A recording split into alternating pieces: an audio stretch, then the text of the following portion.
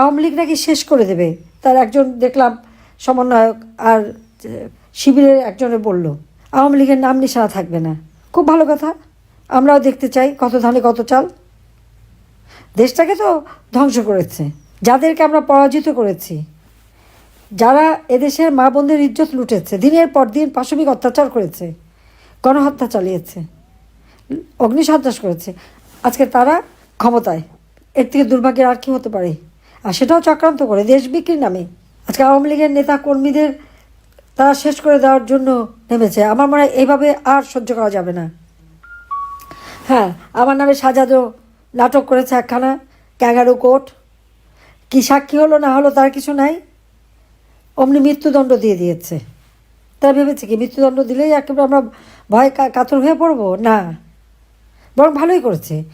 কারণ ইউনূস যে আইন মানে না, আদালত মানে না, নিয়ম মানে না, আন্তর্জাতিক কোনো আইনও মানে না, মর্যাদা দেয় না, এটাই প্রমাণিত, এটাই মানুষের কাছে প্রমাণিত হয়েছে। হ্যাঁ, মিথ্যা অপবাদ দিয়েছে কি 1400 লোক নাকি হত্যা করেছি। তা আমার আওয়ামী লীগের প্রায় 8 থেকে 10,000 নেতা কর্মীকে হয় পুড়িয়ে মেরেছে, নয় হত্যা করেছে, আহত করেছে, সমস্ত নিঃস্ব করে দিয়েছে, গুম করে দিয়েছে, এক্সট্রা জুডিশিয়াল কিলিং করেছে ইউনূস। জেলখানায় জেল হত্যা করে যাচ্ছে একের পর এক। তাদের চিকিৎসা করে না, ঠিকমতো খাবার দেয় না, নির্যাতন করে করে আমার প্রায় এ পর্যন্ত প্রায় 32 জন নেতাকর্মী জেল হত্যার শিকার। মানে মুমূর্ষ অবস্থায় হাসপাতালে নিয়ে ফেলে দেয়, মুমূর্ষ রোগীর হাতে হাত করা পড়া। যারা মুক্তিযুদ্ধ করে যে হাতে অস্ত্র তুলে নিয়ে দেশ স্বাধীন করেছে, নিজেদের জীবন মায়া ত্যাগ করে, আর সেই হাতে সে দেয় হাত করা। আসলে স্বাধীনতা সংগ্রামেও তার কোনো অবদান নেই, মুক্তিযুদ্ধে অবদান নেই। গরিবের রক্ত চুষে খেয়েছে, কিন্তু মিষ্টি মিষ্টি কথা বলাতে তাকে আমি সব থেকে বেশি দিয়েছি। গ্রামীণ ব্যাংক আমি 400 কোটি টাকা দিয়েছি। টেলিনর গ্রামীণ টেলিফোনের ব্যবসাটা আমার কাছে নিয়েছিল, গরিবের হাতে মোবাইল ফোন থাকবে আর সেই টাকা দিয়ে গরিব ইনকাম করবে। একটা পুরা ভাওতাবাজি, ধোকাবাজি। বিল ক্লিন্টনের সামনে যখন এক মহিলাকে দিয়ে সেই কাহিনী শোনালো, তারপর যখন সব শেষ হয়ে গেলো, তখন সেই মহিলা ফোনটা ফেরত দেবে ইউনূসের কাছে। তা আমি তাকে জিজ্ঞেস করলাম যে ফোন আপনার না, আপনি নাকি এটাতে কামাই করেন? বলে আমি কোথায় ফোন পাবো, স্যার আমার যা কইছে কইছে আমি তাই কইছি। সেই দিন থেকে তো ধরা খেলো। আজকে আমি আমাদের নেতাকর্মীদের একটা কথাই বলবো, যে একটা ভীতি সৃষ্টি করে, ভয় ভীতি দিয়ে আওয়ামী লীগকে দমিয়ে রাখতে চায়। কিন্তু আওয়ামী লীগ তো দমে যাওয়ার লোক না। আওয়ামী লীগ এই দেশ স্বাধীন করেছে, গেরিলা যুদ্ধ করেছে, দেশকে শত্রু মুক্ত করেছে। আজকে আবার বাংলাদেশ শত্রুর কবলে পড়েছে। হ্যাঁ, আমাকে মারতে পারেনি, এটা তাদের খুব দুঃখ। কারণ 1975 সালে বাপ মা ভাই বোন সবই তো হারিয়েছে, সবাইকে হত্যা করেছে। কেউ কিন্তু জীবন ভিক্ষা চায়নি। আমার মাকে যখন বলেছে আপনি আমাদের সাথে চলেন, আমার মা সোজা বলছে আমি কোথাও যাব না, তোমরা ওনাকে যখন হত্যা করেছ আমাকেও গুলি করো। আমার মা বুক পেতে গুলি নিয়েছে। ছোট্ট ভাই রাসেল মায়ের কাছে যাবো বলে কান্নাকাটি করেছে। ভাই বাপ মায়ের লাশ মারিয়ে তাকে নিয়ে এসে হত্যা করেছে। আমার বাসায় পর্যন্ত গিয়েছিল, কিন্তু আমি আর রেহানা তখন বিদেশে বেঁচে গিয়েছিলাম। 6 বছর পর দেশে ফিরে আসি। বাংলাদেশের আওয়ামী লীগের নেতাকর্মী আমাকে নিয়ে এসেছে, বাংলাদেশের জনগণ নিয়ে এসেছে। অনেকেই বলছে আপনি যাবেন না, কোথায় যাবেন? খুনিদের বিচার হবে না, ইন্ডেমনিটি দেওয়া হয়েছে, বিভিন্ন দূতাবাসে চাকরি। যুদ্ধ অপরাধী, স্বাধীনতা বিরোধী, তারা ক্ষমতায়। আমি সেই অবস্থায় ফিরে এসেছি, সংগঠন করেছি, দেশে ক্ষমতায় যেয়ে দেশের উন্নতি করে বাংলাদেশকে উন্নয়নশীল দেশের মর্যাদায় উন্নীত করেছি, দারিদ্র্য বিমোচন করেছি, নারী ক্ষমতায়ন, শিশু মৃত্যু, বাচ্চা মৃত্যু হার কমানো থেকে শুরু করে সব দিক থেকে অর্থনৈতিকভাবে শক্তিশালী বাংলাদেশ। আমাদের অপরাধটা কি? আজকে যে 1400 লোকের হত্যার কথা বলা হয়, এই হত্যা তো আমি করিনি। এটা ডক্টর মোহাম্মদ ইউনূসের মেটিকুলাস ডিজাইনের হত্যাকাণ্ড। সে নিজে এই সমস্ত হত্যাকাণ্ড ঘটিয়েছে। পুলিশ হত্যা, আনসার হত্যা, আওয়ামী লীগ, আইনজীবী, সাংবাদিক, সাংস্কৃতিক সবাই যে হত্যা করলো, এটা একে একে সব ইউজ করেছে। কিন্তু মিথ্যা অপবাদ ছড়ালো। আবার 1400 বলা হলো জাতিসংঘকে, আর জাতিসংঘ অন্ধের মতো সেটাই উচ্চারণ করলো।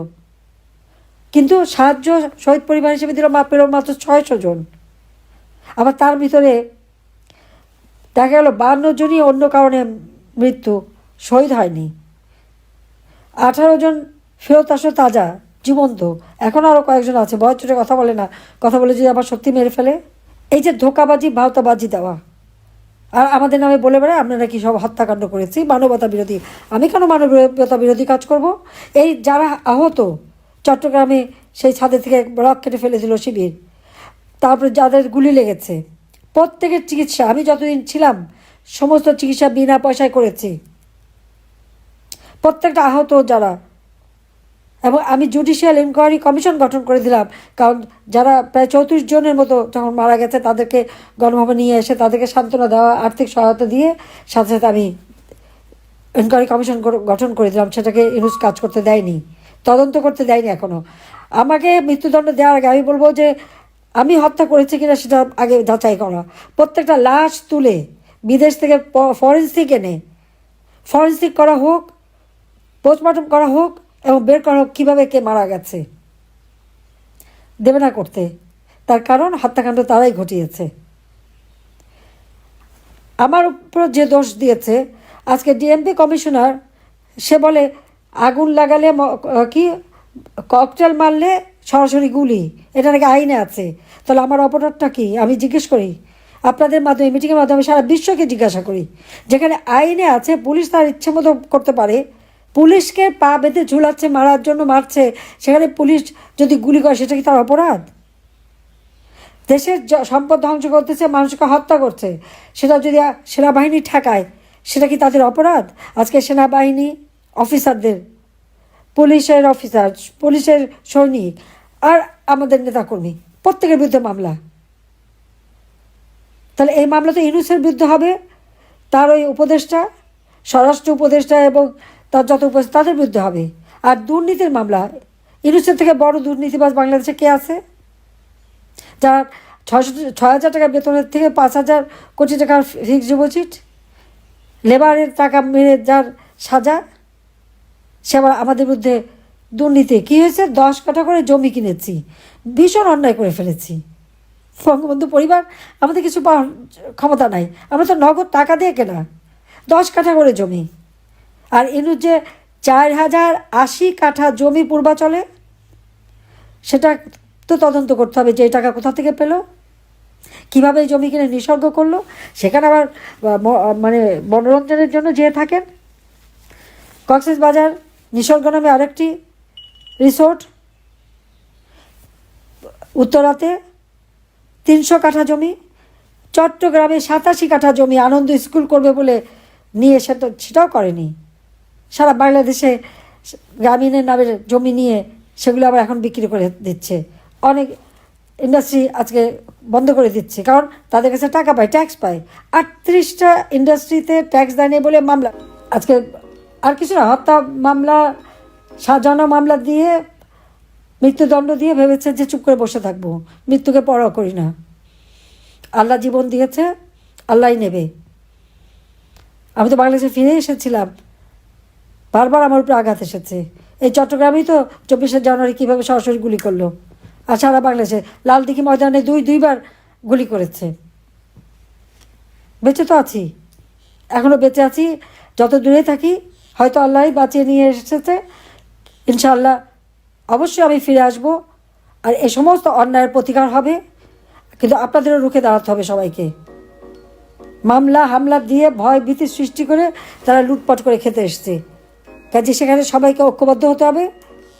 এখানে বাংলাদেশের স্বাধীনতা রক্ষা করা, বাংলাদেশের মানুষের অর্থনৈতিক যে মুক্তি আমরা এনেছিলাম ধ্বংস করে দিয়েছে। বাংলাদেশের মানুষকে সেই অর্থনৈতিক সচ্ছলতা দেওয়া, বাংলাদেশের মানুষের তাদের যে অধিকার, মৌলিক অধিকার, সেই অধিকারগুলি সংরক্ষণ করা, জীবনের নিরাপত্তা দেওয়া। আজকে কারো জীবনের নিরাপত্তা নাই, ঘরেও নিরাপত্তা নাই, বাইরেও নিরাপত্তা নাই। ধর্ষণ, খুন, নির্যাতন প্রতিনিয়ত চলছে। নদী দিয়ে লাশ ভেসে যায়, কোনো কার লাশ কেউ জানে না। কাজে এর হাত থেকে দেশকে রক্ষা করার জন্য সকলকে ঐক্যবদ্ধ হয়ে রুখে দাঁড়াতে হবে। জনতার শক্তি বড় শক্তি। কাজে আমি দেশবাসীকে বলবো, প্রবাসীদেরকে বলবো, আপনারা প্রত্যেকে ঐক্যবদ্ধ হয়ে রুখে দাঁড়ান। ওরা তো সংখ্যায় কম, হ্যাঁ ওদের অস্ত্র আছে, কিন্তু আমাদের আছে জনতা। জনতার অস্ত্র অনেক বেশি শক্তিশালী, এটা মাথায় রাখতে হবে। আর এই জনতা অস্ত্র দিয়েই কিন্তু আমরা জাতির পিতার ডাকে সাড়া দিয়ে এদেশের মানুষ কিন্তু মুক্তিযুদ্ধে অংশগ্রহণ করে দেশকে স্বাধীন করেছে। কাজে আবারও সবাইকে ঐক্যবদ্ধ হয়ে রুখে দাঁড়াতে হবে। আমি সেই আহ্বান জানিয়ে আমার বক্তব্য শেষ করতে